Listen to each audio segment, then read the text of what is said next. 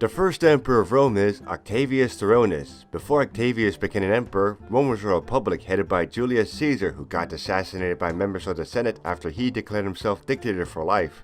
Octavius then joined a coalition with Caesar's old allies, Mark Antony and Mark Lepidus. Together they defeated Caesar's assassins, but the coalition became unstable as Octavius and Antony were rivals. This led to a series of battles, which ended up with the defeat of Antony's army, compelling him to commit suicide. Octavius then fired Lepidus, changed his own name to Augustus Caesar, and gave himself the title of Principate, which means first citizen, so he could finally become emperor of Rome. As Rome's first emperor, Augustus sought to create a stable empire surrounded by defensible borders. Therefore, he sent legions to expand the empire towards the Danube and Elbe rivers, of which the Romans had reached the Danube, but 3 legions were destroyed near the Elbe, which stopped Roman expansion into Germania. Nevertheless, within the empire, Augustus created a Praetorian Guard to serve as the private bodyguard and secret police for the emperors. He also commissioned many building projects around the empire, of which he had claimed to have turned Rome from a city of bricks to marble. As Augustus was getting old, he planned to leave his empire to his 2 grandsons, but they died, so he ended up with his general Tiberius as his successor. But when Tiberius came to power, the Rhine legions started a mutiny. Therefore, Tiberius sent his nephew Germanicus to quell the mutiny, but Germanicus used the legions to launch several campaigns into Germania. When Tiberius realized that Germanicus' popularity was becoming a threat, Tiberius claimed that the campaigns wasted a lot of resources, so Germanicus was sent to Syria, where he died under mysterious circumstances.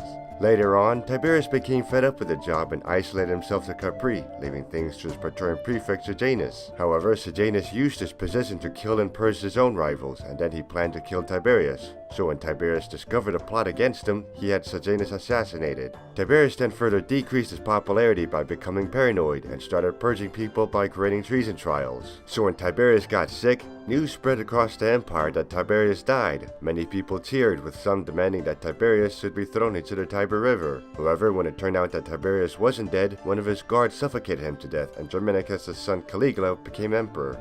Caligula then stopped the treason trials and decreased taxes. He also spent a large amount of money on games, donatives, and buildings, so he became widely loved across the empire. When he got sick, many people begged the gods for his recovery, but when he recovered, people started to notice that he became nuts.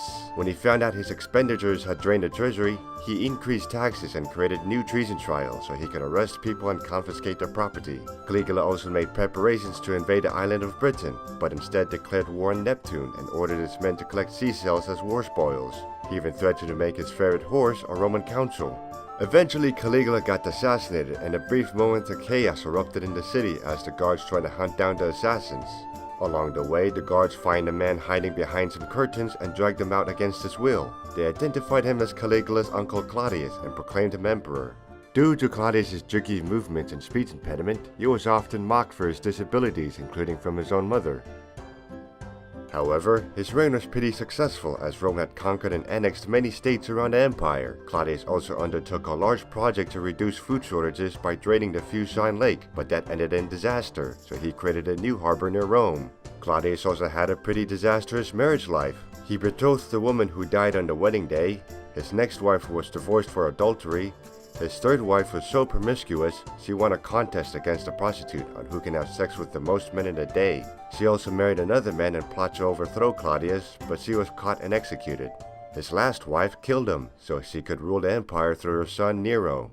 Nero and his mother ruled the empire for a couple good years until the relationship became hostile. After many disagreements regarding Nero's lifestyle and affairs, Nero deprived his mother of her bodyguards, exiled her from the imperial palace, and secretly sent assassins to kill her. Nero's assassins had poisoned her several times, set up elaborate booby traps in her room, and even put her into a ship and sunk it. But despite all these attempts, she survived, so eventually they just decided to stab her to death.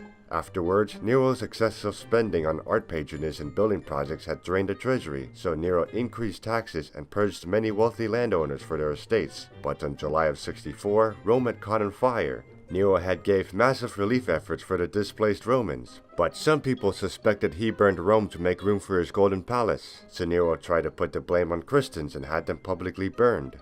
Eventually, a governor named Julius Vindex would rebel against Nero and pronounce a general named Galba as emperor, but his rebellion was crushed. However, the rebellion allowed Galba's legions to march on Rome and overthrow Nero.